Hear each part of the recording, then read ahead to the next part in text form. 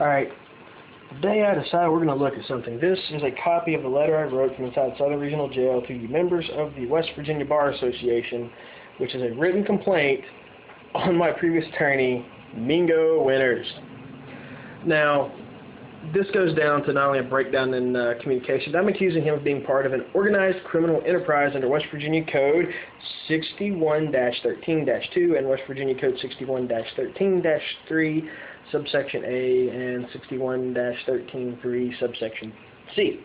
Now, I should point out there's a whole mention of the falsified evidence and everything else that occurred last time in the previous case.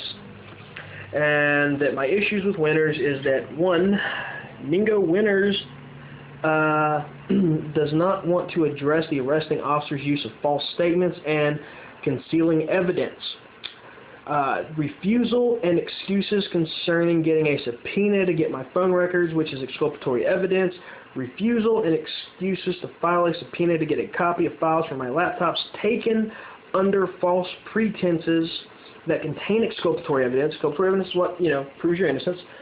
Refusal and excuses to show a history of false statements, harassment, special favors, and abuse of power by both my accusers and troopers of the West Virginia State Police Detachment 6. That's out there behind the armory with the DMV. 5, intentionally creating a breach of trust and a breakdown in communication to attempt to conceal his refusals to protect my rights and properly defend me in court. And here we have included in the statement is a CD that was supposed to be sent out, but apparently the people had burning it for me didn't quite get it off all that well. My number from Southern Regional, and the address for Southern Regional Jail. And my mailing address, as well as the official seal of notary and the mention from Southern Regional Jail. Now, that kind of sucks, so I'm going to point something out. This is a certificate of service for the 25th of October 2011. This is a day before the second search warrant was filed. The second search warrant was filed by Trooper Efred the 26th of October 2011. This went directly to Kristine Keller. Now here's something that's important. I want to show you this. Actually, hold on. Before I do that, this is the actual motion in and of itself as received in magistrate court. And there's the stamp right here. The motion to compel to get that information from the prosecutor's office. And here we see Mingo Winters. Now this is what happened. This was the result of this whole thing. Mr. Winters, apparently, after it was received in magistrate court, we never went to magistrate court. We never argued it in court. He simply went with what the prosecutor agreed to. What the prosecutor agreed to, here it is on the 26th of October. So maybe there's a correlation between Mingo Winters, the prosecutor, and Trooper Efred taking the evidence out of the forensics lab. But this is what we get. All phone numbers of the alleged victim and her family members 2009 to present, because Ashley was using other people's phones. No, just her mother's. What? Why? Here we go. All defendants' computers previously seized by the West Virginia State Police as they contain possible exculpatory evidence. No, we never went to court to argue that matter. I know I was never given a summons to court. There is no record on court for that. It was just pushed on through. That's amazing. The prosecutor said no. My attorney just said, okay, whatever you want to give me. Here we go. A list of all places the alleged victim has been employed since 2009. That's key because Ashley actually talked to one of my best friend at a bond revocation hearing and found out that his aunt/stepmother was working at Morgan's, and so she gets a job at Quality Inn. And I know this because Jessica Lilly actually let me take a shot of the screen to show that she was, of Ashley's MySpace, to show me that she was working at Quality Inn. So why does a girl from Grandview in Beaver, West Virginia, get a job on Harper Road, knowing I was living in Harper Heights at Quality Inn, the place where my best friend's stepmother works. Unless, of course, she thought she was going to try to get me to come by to visit or something and then claim stalking again. And here we see this all comes down to Mingo Winters. It doesn't matter. This is an official court document. We never went to court. There was no court hearing for this. On the 26th, the day that the second search warrant was obtained in Kanawha County to take my computers back out of the forensics lab, the prosecutor says no. They tell my attorney what he is allowed to have. That's a judge's decision. That's a judge's job. It is up to the judge over top the case, or the magistrate over top the case, in this case, Magistrate Jones, to hear these motions beforehand.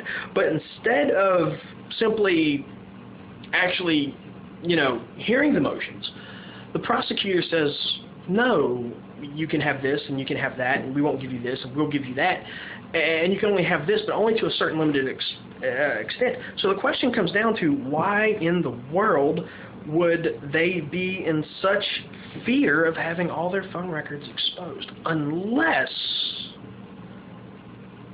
Ashley was using another phone other than her mother's to contact me since 2009. Actually, early 2009.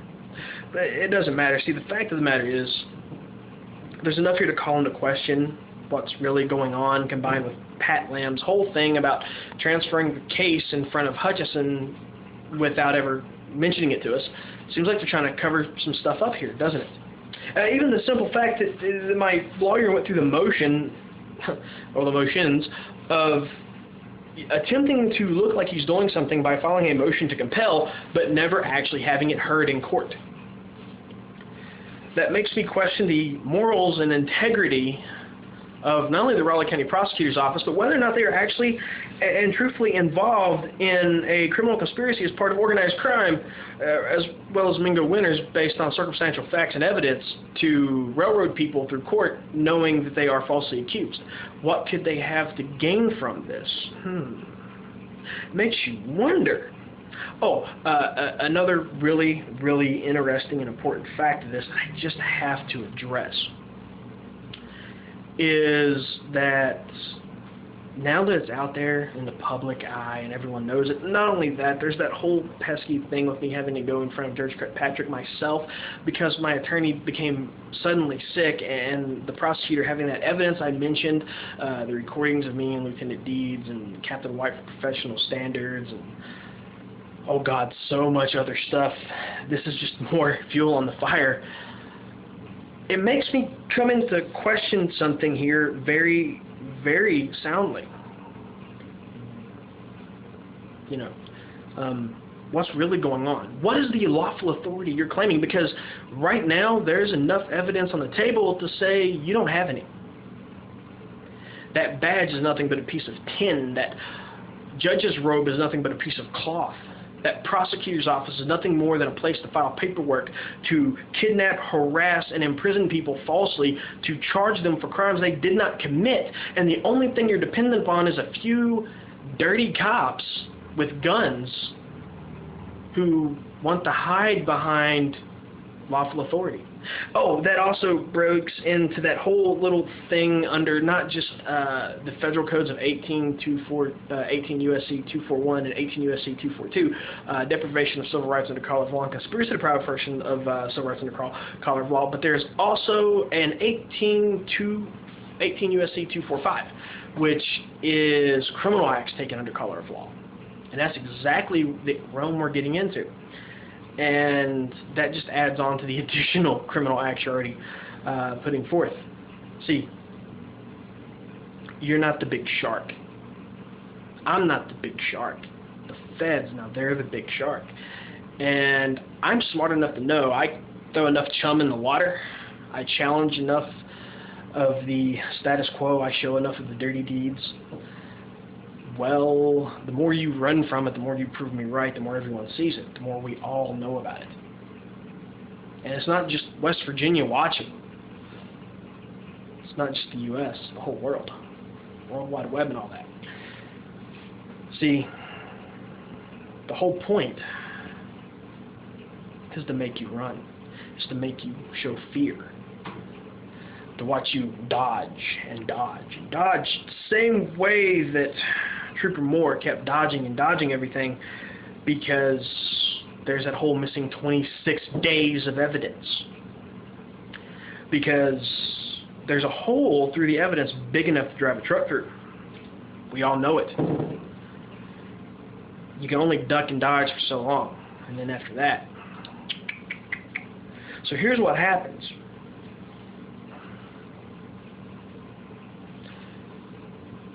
You can postpone the felony charges 3 times before you have to dismiss them.